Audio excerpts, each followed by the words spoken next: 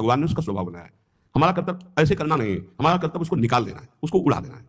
अगर हमारे को बहुत परेशानी, तो मच्छरदानी की रचना भगवान ने कर दी है, आप मच्छरदानी लगा लीजिए, आप उससे बचने की व्यवस्था कर, उसको मारने का अधिकार नहीं। ये हम भागवत से बोल रहे हैं, श्रीमद् भागवत में जहां नरकों का वर्णन है वहां इसका वर्णन है कि जैसे बिच्छू है, सर्प है, मच्छर है, डांस है, खटमल है, इनका रचना ही भगवान ने किया है और इनका स्वभाव ही है। वो ये नहीं जानते कि मैं खून पी रहा हूं तो इसको पीड़ा होगी, नहीं, उसका आहार, जैसे हम गाजर मूली ये सब वस्तुएं पाते हैं बड़े स्वाद से, मुझे नहीं पता कि ये जीव है।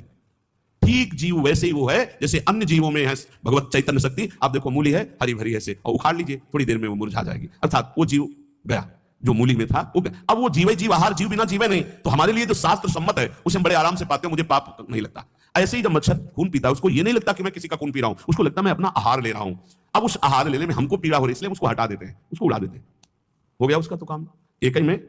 उसको तो मारना अपराध हो जाएगा, ऐसे हुआ मर गया स्वाभाविक बात अलग है। किसी भी जीव की हिंसा ना हो, यह भगवत प्राप्ति के लिए अत्यंत आवश्यक है। कुछ लोग बोले काल है सांप, नहीं भाई, अगर वो ठीक समय से काटने का समय है आपका, तो आप किसी भी खंड में कहीं भी हो उसी समय वो वहां प्रवेश करेगा और आपको काट लेगा। और नहीं काटेगा तो हम सेनपुर में रहे हैं, जो शाम टाइम जैसे लोग भ्रमण के लिए निकलते हैं ना, ऐसे शास्त्रों सर्प, शास्त्रों में हजार होते हैं, कोबरा, पानी वाला, कैसे पैथन, मोटे मोटे जो अजगर टाइप, कितने सांप, कोई केली कर रहा है, कोई हुस्कार रहा है, कोई टहल रहा है, इतना भारी जंगल, जिधर जाओ उधर सांप ही सांप।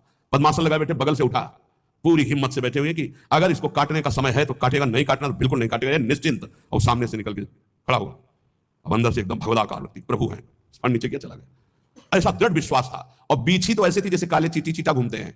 हम जब कभी कोई सेनपुर का आवे, तिवारीपुर गंगा के किनारे, तो पूछ लेना, वहां दोपहर के समय भले कोई गंगा नहाने चला जाए, नहीं वहां दिन में सुबह और शाम तो कोई जाते नहीं था, रात्रि में तो केवल 2 लोग रहते थे, एक सिद्ध पंजीरी बाबा और एक अपने वहां, तीसरा कोई। दोपहर के समय वहां भले कोई आ जाए, सुबह शाम वहां इन जीव जंतुओं की ऐसी बाहुल्यता, कभी भी ऐसे ऐसे टच नहीं किया, कभी नहीं टच। और खूब ऐसे सांप, ये मत सोचो कि सांप दिखाई दिया मार डालो उसको, नहीं, ये अपराध है।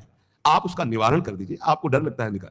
पूज्य श्री राधा बाबा गीता वाटिका में जहरीला सर्प निकला, बाबा ने कहा सुनो प्रभु, हम तो जान रहे हैं कि आप हैं, लेकिन और लोग नहीं जान रहे, अगर और लोग जान गए तो आपको परेशान करेंगे, हम रास्ता बना रहे हैं, आप यहां से निकल जाइए। ऐसे एक लकड़ी करके ऐसे ऐसे ऐसे सांप बिल्कुल उसी रास्ते से चला गया।